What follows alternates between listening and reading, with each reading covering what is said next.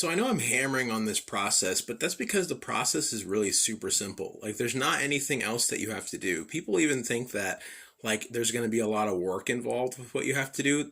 Work isn't even a requirement. Like if you're like praying and believing or asking for like maybe like a new job or something, like there's no requirement that says that you need to go put in 100 apps a day and that's the only way this is going to show up. Your job is just to believe. That's all that your job is.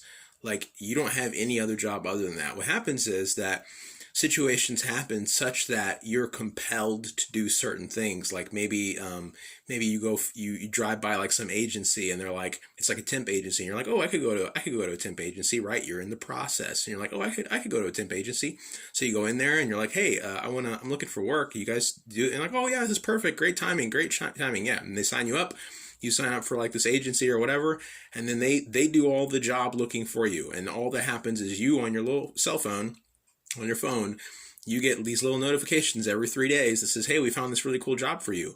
And what has happened? Well, this is the process manifesting itself that you're not doing anything for. Like you're not even looking for the work. They're looking for the work for you, right? And it doesn't always happen. It's not always like this distance thing where like it's someone's doing all the work for you. Sometimes maybe it's just you.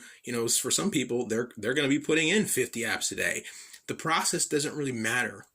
Why do you care is the real question. Like, why do you care how things show up? Don't you just care that they show up, right? Like if you ask for a new car and some guy calls you and says, hey, I saw your ad in the paper that you were like looking for a car in this price range. Yeah, and I actually have one. And then he mails you like a picture in actual mail. He says, I'm mailing you a picture of this car. He mails you a picture of his car. You get the picture and you open up the envelope and it's the perfect car. It's beautiful. And he's like, yeah, actually, this is my grandma's car, but I'm actually giving it away, but I just wanted to find a good owner for it. And it seems like you're a good owner. I've talked to maybe you talked to him on the phone once or whatever. And he's like, it seems like you'd be a really good owner and you take care of it. I want to give this to you. You never know what could show up. It's crazy. I actually had a car given to me before. Nice car, really nice car. Somebody I knew knew I was in the market for a car and I needed one, and it was literally given to me for $0.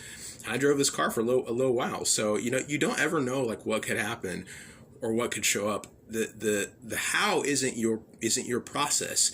Your thing, just be happy that it's showing up, right? Just be happy that you're getting it. It's ask and you shall receive. Put this into practice. Just start asking. Super simple.